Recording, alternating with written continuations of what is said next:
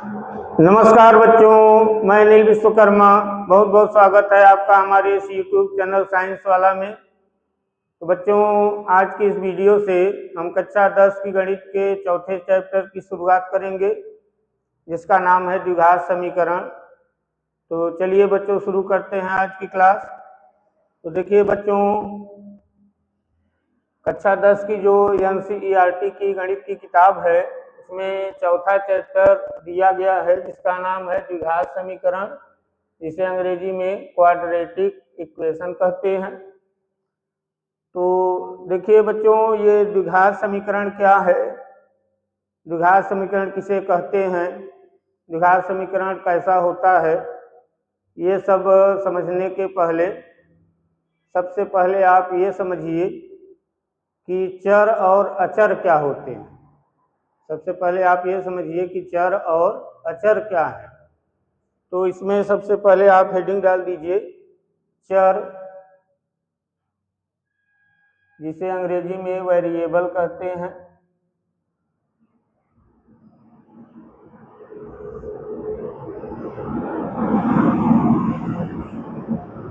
तो देखिए चर क्या होता है, जो अंग्रेजी के अक्षर होते हैं ABCD, इन्हीं को चर कहा जाता है। अंग्रेजी के अक्षरों को क्या कहते हैं, चर।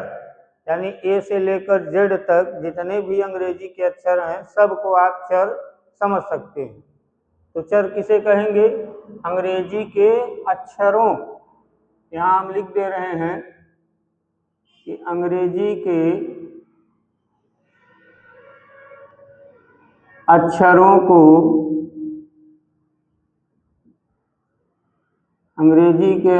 को चर कहते हैं।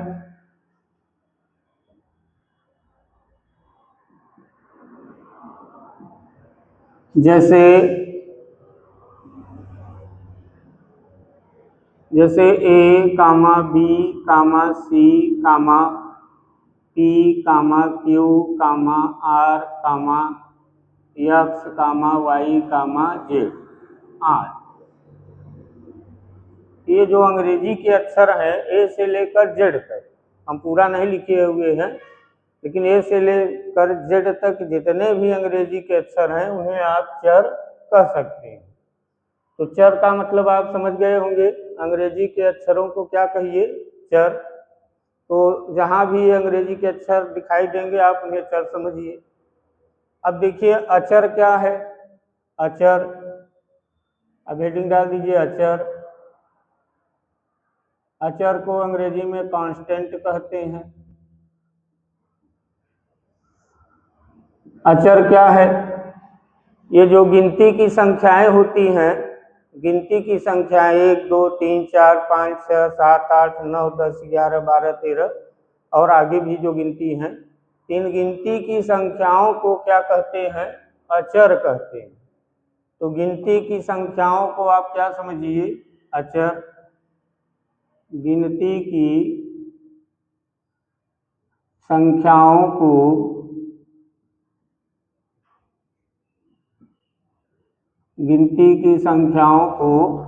अचर कहते हैं, अचर कहते हैं।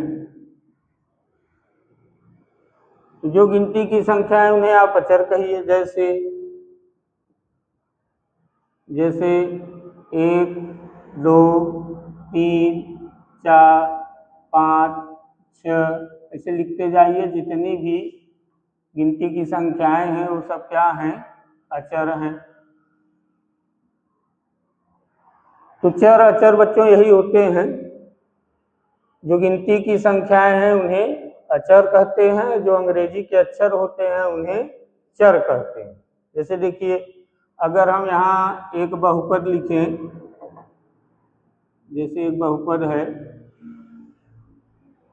3x धन 4, तो देखिए इसमें ये जो यक्स है ये चर है, इसे चर कहेंगे क्योंकि अंग्रेजी का अक्षर है। और ये 4 जो है, देखिए ये संख्या है गिनती की, इसे अचर कहेंगे, ये अचर है। और देखिए ये 3 भी क्या है, ये गिनती की संख्या, इसलिए इसे भी क्या कहेंगे, अचर। तो इसमें इस बहुपद में यक्ष चर है और 3 और 4 क्या है, अचर है। इसी तरह कोई दूसरा बहुपद लिखें, जिसे बहुपद लिखा है 3x² धन, या ऐसे लिखा है, मान लीजिए 7y धन 5। तो देखिए इसमें ये जो y है ये अंग्रेजी का अक्षर है, अंग्रेजी का अक्षर है तो चर कहिए, ये चर है। और ये 5 क्या है, अचर है। और 7 भी क्या है, अचर है। तो कुल मिला के अंग्रेजी के अक्षरों को आप चर समझिए और गिनती की संख्याओं को आप क्या समझिए, अचर। तो जहां भी चर शब्द आएगा, आगे जो हम बताएंगे उसमें चर शब्द अगर कहीं आ रहा है तो उसका मतलब आप अंग्रेजी के अक्षरों से लगाइए, और अचर आ रहा है तो उसका मतलब आप गिनती की संख्याओं से लगाइए। तो चलिए इसे हम मिट दे रहे हैं।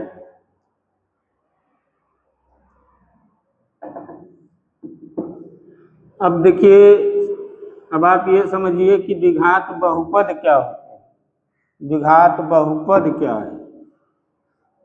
वो अब हेडिंग डाल दीजिए, द्विघात बहुपद।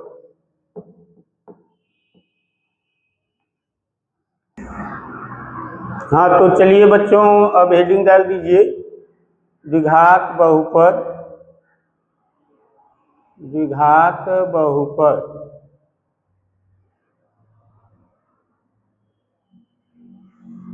देखिए द्विघात बहुपद क्या है। द्विघात बहुपद उसे कहा जाता है जिसमें चर की अधिकतम घात 2। द्विघात बहुपद उसे कहते हैं जिसमें चर की अधिकतम घात कितनी हो, 2 हो। जैसे देखिए, जैसे x² - 5x और धन 6। देखिए पहले इसमें पता लगाइए कि चर कौन है, इसमें चर कौन है। देखिए चर कौन है, यक्ष, अंग्रेजी का अक्षर, अंग्रेजी के अक्षरों को ही चर कहते हैं। अचर कौन है, देखिए अचर, अचर यहाँ 5 है, यहाँ 6 है, और यहाँ देखिए एक बगल में है, 1 भी मान सकते हैं, ये अचर है। तो यक्ष जो अंग्रेजी वाला अक्षर है वो क्या है, चर है, और अचर यहाँ 1, 5 और 6 है। ये 1, 5 और 6 यहाँ अचर है। अब द्विघात बहुपद अभी हम बता रहे थे किसे कहेंगे, ऐसा बहुपद जिसमें चर की अधिकतम घात 2 से अधिक घात न हो, चर की अधिक से अधिक घात कितनी हो, 2। इसको ध्यान से देखिए, इसमें चर देखिए यही यक्ष है, ये भी चर यक्ष है, वही चर 2 बार दिया लिखा गया है। तो इस चर की अधिकतम घात देखिए कितनी, 2 है। क्या 2 से ज्यादा घात दिख रहा है, नहीं। इसका मतलब यहाँ इसमें जो चर है उसकी अधिकतम घात कितनी है, 2 है, 2 से ज्यादा घात नहीं है चर की, इसलिए ये क्या है, द्विघात बहुपद है। और देखिए जैसे जैसे मान लीजिए 5x² और धन 6। इसमें देखिए, इसमें चर कौन है, यक्ष है, और चर जो चर यक्ष है उसी की अधिकतम घात कितनी रहनी चाहिए, 2 रहनी चाहिए। यहाँ चर यक्ष है, उसकी अधिकतम घात क्या है, 2 है, इसलिए ये भी द्विघात बहुपद है। और देखिए जैसे मान लीजिए लिखा है 7y² - 3। अब इसमें देखिए चर कौन है, y है, चर y है, और उसकी अधिकतम घात कितनी है, 2 है, तो ये भी क्या है, द्विघात बहुपद है। या इस तरह का लिखा है, मान लीजिए 4x² है। देखिए इसमें चर यक्ष है, चर कौन है, यक्ष है, और इसकी अधिकतम घात कितनी है, 2 है, इसलिए ये भी क्या है, द्विघात बहुपद है। इसका मतलब द्विघात बहुपद किसे कहेंगे, ऐसा बहुपद जिसमें चर की अधिकतम घात कितनी हो, 2, उसे क्या कहेंगे, द्विघात बहुपद कहेंगे। ऐसा बहुपद जिसमें चर की अधिकतम घात, ऐसा बहुपद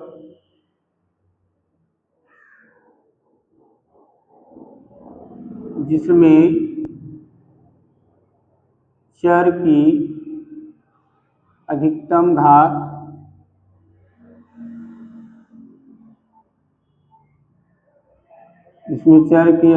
घात कितनी होती है, 2 हो, उसे ऐसा बहुपद जिसमें चर की अधिकतम घात 2 हो उसे द्विघात बहुपद कहते हैं। द्विघात बहुपद कहते हैं। ऐसा बहुपद जिसमें चर की अधिकतम घात 2 हो उसे क्या कहेंगे, द्विघात बहुपद कहते हैं। इसका उदाहरण लिख दिया जाए। जैसे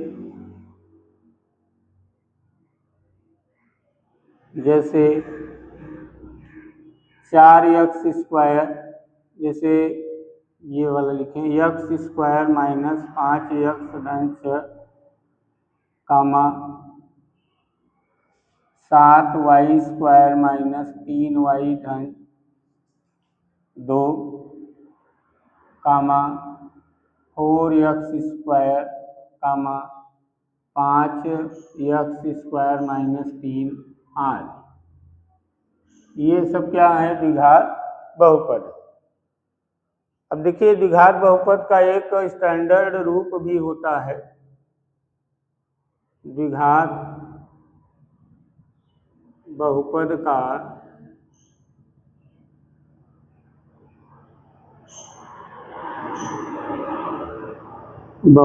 का मानक रूप होता है।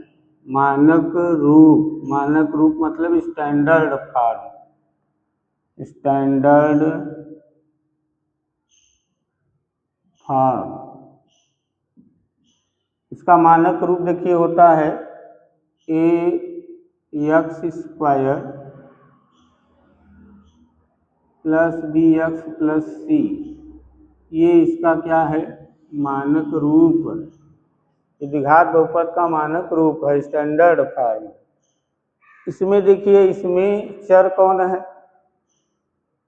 कौन है, तो आपको लगेगा सब अंग्रेजी के अक्षर हैं तो सब चर ही हैं। तो नहीं बच्चों, यहाँ इसमें सभी अंग्रेजी के अक्षर चर नहीं हैं। यहाँ यक्स चर है, ये जो यक्स है तो क्या है, चर है। और इसी चर की अधिकतम घात देखिए कितनी है, 2 है।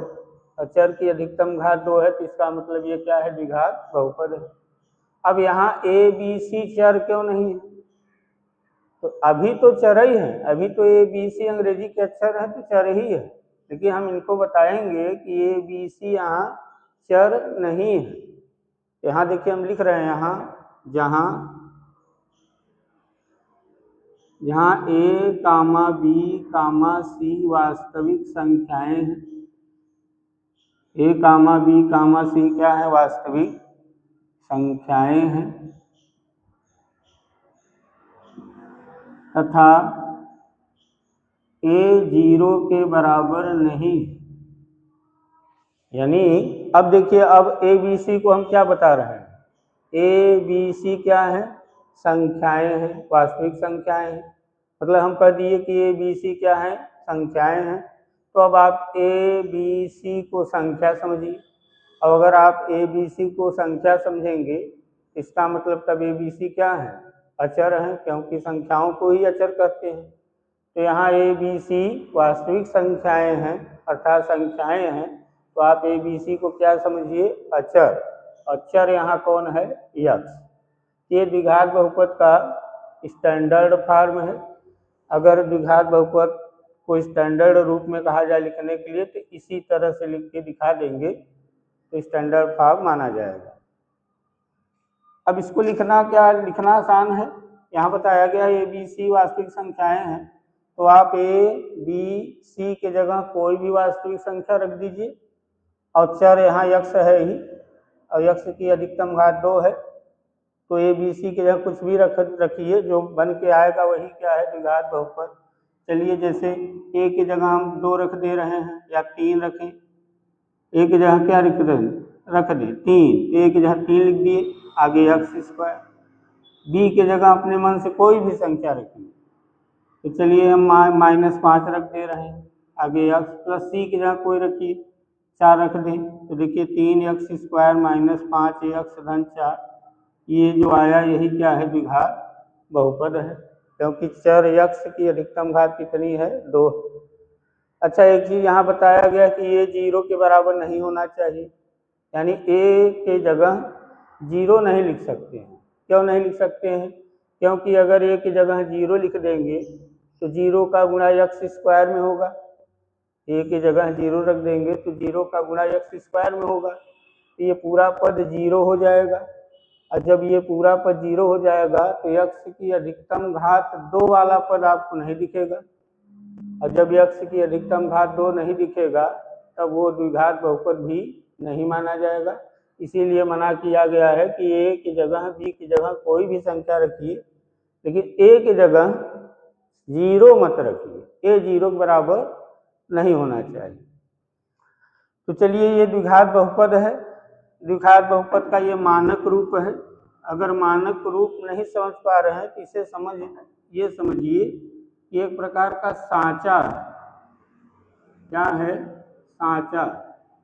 जैसे ईंट बनाने का सांचा आता है, गुजिया बनाने का सांचा आता है, ऐसे ये द्विघात बहुपद बनाने का ये क्या है? सांचा है। द्विघात बहुपद बनाने का क्या है? सांचा है।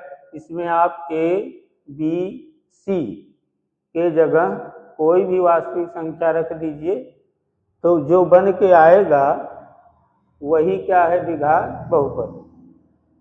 लेकिन a की जगह 0 नहीं लिख सकते, b की जगह लिख सकते हैं, c की जगह 0 लिख सकते हैं, लेकिन a की जगह 0 नहीं लिख सकते। तो चलिए बच्चों अब आगे समझते हैं। अच्छा, एक चीज और, द्विघात बहुपद को px से प्रदर्शित करते हैं। यहाँ हम ये भी लिख दे रहे हैं, द्विघात बहुपद को px से प्रदर्शित करते हैं,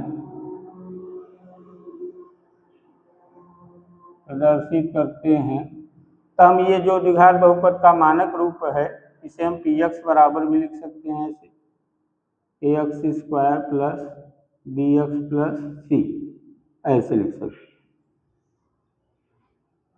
तो चलिए अब समझते हैं कि ये द्विघात समीकरण क्या है। ये तो द्विघात बहुपद है, अब द्विघात समीकरण क्या है इसे समझिए। चलिए इसे मिट दे रहे हैं, नोट कर लीजिएगा आप लोग।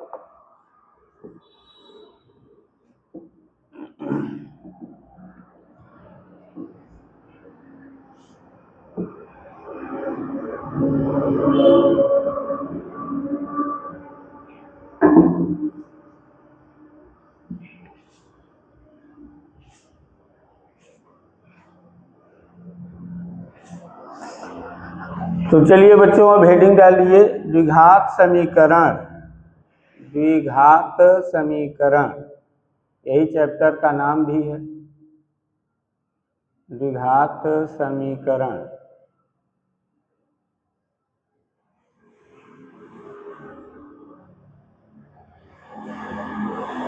द्विघात समीकरण क्या है? तो देखिए, द्विघात समीकरण द्विघात बहुपद को ही कहते हैं। द्विघात बहुपद जो होता है उसी को द्विघात समीकरण भी कहेंगे, लेकिन कब कहेंगे ये आपको समझना है। जैसे देखिए जो हम लिख रहे हैं, जैसे देखिए ax² plus bx plus c, ये क्या है? तो आप कहेंगे कि ये द्विघात बहुपद है। हाँ सही बात है, ये द्विघात बहुपद है। अब इसी द्विघात बहुपद को हम देखिए द्विघात समीकरण कब कहेंगे? देखिए ax² plus bx plus c, ऐसे में बराबर का चिन्ह लगा के 0 लिखिए, तो ये बन गया द्विघात समीकरण। ये क्या हो गया? अब द्विघात समीकरण। ये द्विघात समीकरण, ये क्या है? द्विघात समीकरण है। और ये क्या है? द्विघात बहुपद है। ये द्विघात बहुपद है। तो देखिए ऊपर वाला द्विघात बहुपद है, नीचे वाला क्या है, द्विघात समीकरण। दोनों में क्या अंतर दिख रहा है, उसमें देखिए बराबर का चिन्ह नहीं दिखाई दे रहा था, इसमें क्या है, बराबर का चिन्ह है। तो बराबर का चिन्ह जिसमें रहे ना, और यक्ष की अधिकतम घात 2 रहे, बराबर का चिन्ह भी रहे और यक्ष की अधिकतम घात 2 भी रहे, तब उसे हम लोग कहेंगे द्विघात समीकरण।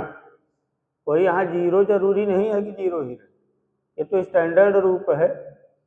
तो दो चीजें बहुत जरूरी हैं द्विघात समीकरण के लिए, पहला बराबर का चिन्ह होना चाहिए और दूसरा यक्ष की अधिकतम घात 2 होनी चाहिए।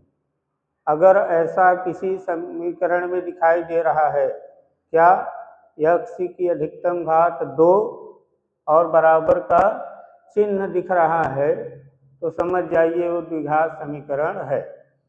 जैसे देखिए हम दिखा रहे हैं, जैसे यक्स स्क्वायर -7 बराबर 6।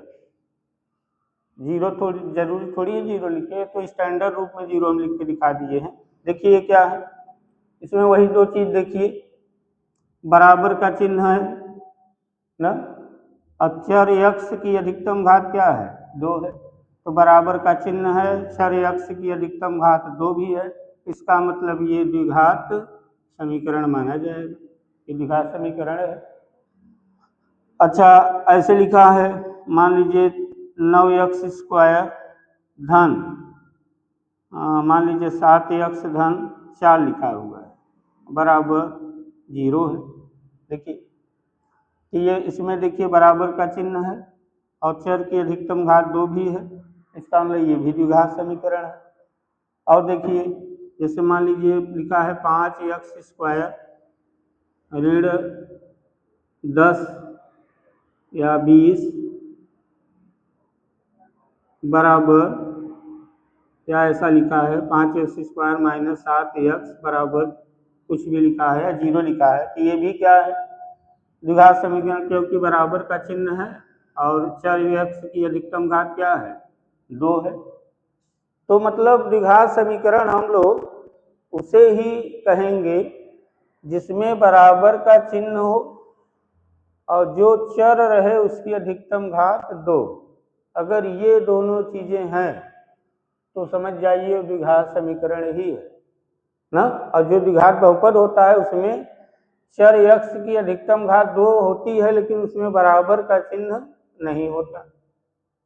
तो अगर बराबर का चिन्ह नहीं है तब तो सीधा सीधा द्विघात बहुपद है, और बराबर का चिन्ह है और चर यक्ष की अधिकतम घात 2 भी है, तो इसका मतलब वो क्या है, द्विघात बहुपद है। जैसे कि इसे बताइए क्या है, 3x - 7 बराबर 0। इसे देखिए बराबर का चिन्ह है, इसका मतलब समीकरण कह सकते हैं समीकरण है। चर यक्ष है लेकिन इसकी अधिकतम घात 2 नहीं है, तब इसका मतलब ये समीकरण तो है लेकिन द्विघात समीकरण नहीं है।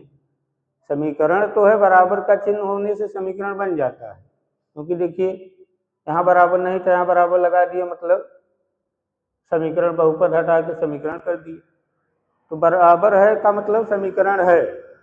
और यह लेकिन चर यक्ष की अधिकतम घात 2 नहीं है, इसका मतलब ये द्विघात समीकरण नहीं है।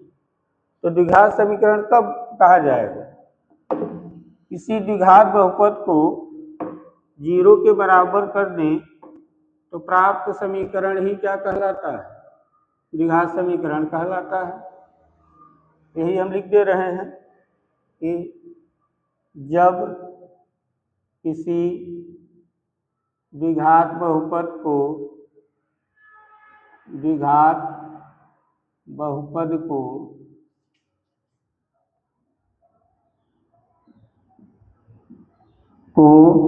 शून्य के बराबर,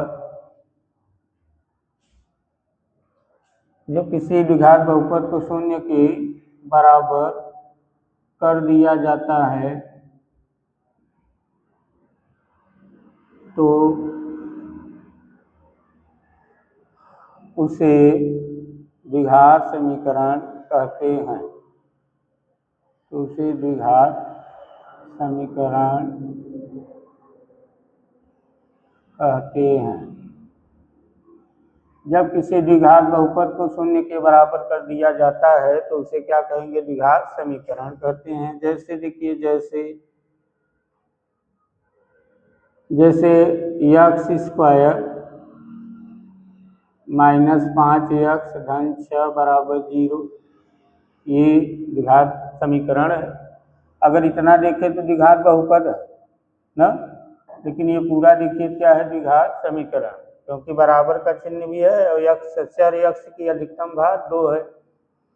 और देखिए जैसे 5y स्क्वायर माइनस 3 बराबर 0, ये भी देखिए द्विघात समीकरण है। कामा 4x स्क्वायर बराबर 0, ये भी द्विघात समीकरण है। आदि लिख दीजिए, आदि। देखिए द्विघात समीकरण होने के लिए बराबर चिन्ह का होना जरूरी है और चर यक्ष की अधिकतम घात 2 होना जरूरी है। बस अगर इतना चीज मिल रहा है समझ जाइए द्विघात समीकरण है।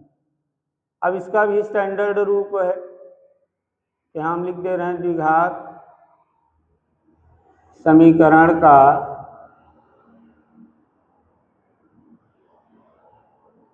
मानक रूप। इसका मानक रूप देखिए ये होता है ax square plus bx plus c बराबर 0 होता है। ये द्विघात समीकरण का क्या है? मानक रूप है। द्विघात समीकरण का मानक रूप इस तरह का होता है, जहाँ a b c क्या है? जहाँ a comma b comma c वास्तविक संख्याएं हैं, वास्तविक संख्याएं हैं तथा ये 0 के बराबर नहीं है। और यक्ष यहाँ क्या है? चर राशि है, चर। तो बच्चों यही है द्विघात समीकरण। द्विघात समीकरण में ध्यान से देख लीजिए, इसके स्टैंडर्ड रूप को देखिए। एक यक्ष स्क्वायर वाला पद होता है, एक यक्ष वाला पद होता है और एक अचर पद होता है स्टैंडर्ड रूप में। यहाँ हम लिख दे रहे हैं कि द्विघात समीकरण के स्टैंडर्ड रूप में क्या होता है? मानक रूप ax square plus bx plus c बराबर 0 में क्या क्या होता है? x स्क्वायर का पद होता है, x स्क्वायर का पद होता है,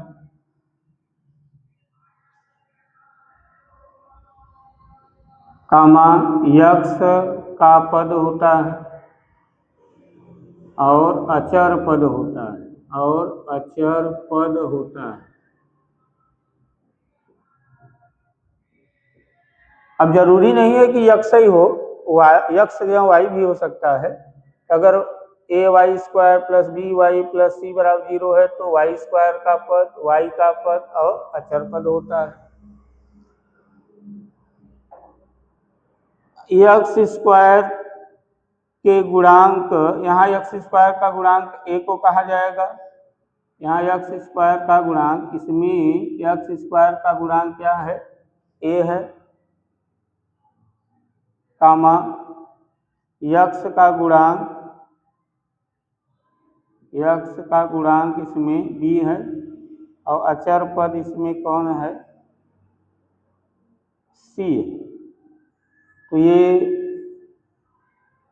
स्टैंडर्ड रूप जो है एक्स स्क्वायर, उसमें एक्स स्क्वायर का गुणांक ए को कहा जाएगा, यानी ए एक्स स्क्वायर का गुणांक है, बी यक्ष का गुणांक है और सी क्या है? अचर पद का गुणांक। तो स्टैंडर्ड रूप में एक्स स्क्वायर का गुणांक ए है, यक्ष का गुणांक बी है और सी क्या है? अचर पद है। तो कहने का मतलब बच्चों द्विघात समीकरण इसी रूप का होता है। इसमें सिर्फ आपको ये दो चीज़ें ध्यान देना है कि अगर बराबर का चिन्ह है और यह चर यक्ष की अधिकतम घात 2 है तो समझ जाइए द्विघात समीकरण है। अगर उसे मानक रूप में बनाने के लिए कहा जाएगा तो मानक रूप यानी इस तरह आपको उसको लिख के दिखाना पड़ेगा। जैसे कोई समीकरण है, जैसे देखिए एक समीकरण हम लिख रहे हैं, जैसे 4x माइनस 3x स्क्वायर। देखिए एक समीकरण है 4x माइनस 3x स्क्वायर धन 2 बराबर 0। अब देखिए ये द्विघात समीकरण ही है, ये द्विघात समीकरण ही है। देखिए बराबर का चिन्ह है और चर यक्ष की अधिकतम घात 2 है, बराबर का चिन्ह है, चर यक्ष की अधिकतम घात 2 है, मतलब ये द्विघात समीकरण है। अब इसे मानक रूप में बनाना है इस तरह, तो मानक रूप में ध्यान से देखिए, यक्स स्क्वायर वाला पद पहले है, यक्स वाला पद बीच में है, अचर पद अंत में है। तो सबसे पहले यक्स स्क्वायर वाला पद है, तब यक्स वाला पद है, तब अचर पद। इसमें हम क्या करें, सबसे पहले यक्स स्क्वायर वाला पद लिख दें माइनस 3x स्क्वायर, फिर यक्स वाला पद इसे लिख दें तो प्लस 4x, और अचर पद अंत में लिख दें तो प्लस 2 बराबर 0। तो देखिए मानक रूप में बन गया। ये किस रूप में बना, मानक रूप में बना। तो मानक रूप मतलब उसमें सबसे पहले यक्स स्क्वायर वाला पद दिखे, तब यक्स वाला पद दिखे, तब अचर पद दिखे, और बराबर के अंत में क्या दिखे, 0। तो देखिए बराबर के अंत में 0 था ही, तो ये मानक रूप है। और देखिए मानक रूप में बनाने के लिए कहा जाए,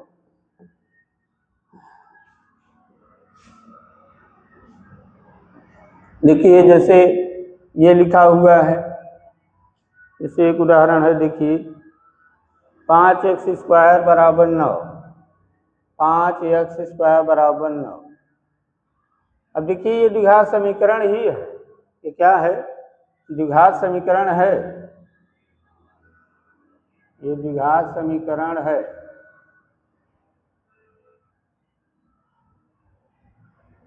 द्विघात समीकरण है, ऐसे पहचान रहे, देखिए बराबर का चिन्ह है ना, अचर यक्ष की अधिकतम घात 2 है, इसका मतलब ये द्विघात समीकरण है। अब इसे मानक रूप में लिखना है, तो मानक रूप में लिखने के लिए देखिए सबसे पहले यक्स स्क्वायर वाला पद होना चाहिए, तो चलिए सबसे पहले इसे लिख दें 5x स्क्वायर। उसके बाद यक्स वाला पद होना चाहिए, सबसे पहले यक्स स्क्वायर वाला पद होना चाहिए, तो यक्स स्क्वायर वाला पद था उसे लिख दिए। अब देखिए यक्स वाला पद होना चाहिए, यक्स वाला इसमें पद है नहीं है, तो जो पद नहीं है उसको हम अपने से लिखेंगे, तो देखिए ऐसे लिखेंगे 0 इंटू यक्स। अब देखिए यक्स वाला पद हो गया, तो जो पद नहीं था उसमें कौन नहीं था, यक्स वाला पद, तो उसे हम अपने से लिखने के लिए क्या लिख रहे हैं, 0 इंटू यक्स। अब देखिए ये कौन सा पद है, अचर पद है, और अचर पद देखिए कहाँ होता है, बराबर के बाएं तरफ, तो इस 9 को इधर बाएं तरफ ले आइए तो -9, और बराबर 9 इधर आ गया तो 0। तो देखिए मानक रूप में बन गया, मानक रूप में बन गया है, बना ना। और देखिए -7x धन 6x स्क्वायर, देखिए -7x धन 6x स्क्वायर बराबर 0। ये देखिए द्विघात समीकरण है कि नहीं, द्विघात समीकरण है। देखिए बराबर का चिन्ह है और चर यक्ष की अधिकतम घात 2 है, बराबर का चिन्ह है, चर यक्ष की अधिकतम घात 2 है, इसका मतलब ये द्विघात समीकरण है। लेकिन अब ये मानक रूप में नहीं, इसे मानक रूप में बनाया जाए, तो मानक रूप में देख लीजिए क्या होता है, यक्स स्क्वायर वाला पद होता है और सबसे पहले वही लिखा रहता है, फिर यक्स वाला पद होता है बीच में लिखा रहता है, अचर पद अंत में लिखा जाता है। तो इसे हम क्या करें, यक्स स्क्वायर वाला पद सबसे पहले लिखें, तो देखिए 6x स्क्वायर, फिर यक्स वाला पद होता है, तो यक्स वाला पद देखिए दिया गया है, इसे लिखिए -7x, और उसके बाद अचर पद होता है, तो अचर पद इसमें नहीं दिया गया है, इसमें अचर पद नहीं है, तो अचर पद अपने से 0 लिख दीजिए, और बराबर के बाद 0 लगा दीजिए। ये देखिए किस रूप में बन गया, मानक रूप में, मानक रूप में बन गया। तो मानक रूप में अगर नहीं है तो उसे हम लोग अपने से मानक रूप में बना सकते हैं। मानक रूप में क्या क्या दिखाना होता है, x स्क्वायर वाला पद, x वाला पद और अचर पद। सबसे पहले x स्क्वायर वाला पद लिखा जाता है, तब x वाला पद, तब अचर पद, और उसके बाद बराबर के बाद 0 लिख दीजिए। तो स्टैंडर्ड रूप में माना जाएगा, मानक रूप में माना जाएगा। तो बच्चों इसे आप लोग ध्यान से देख लीजिए। और अब आज की वीडियो हम यहीं तक रखेंगे।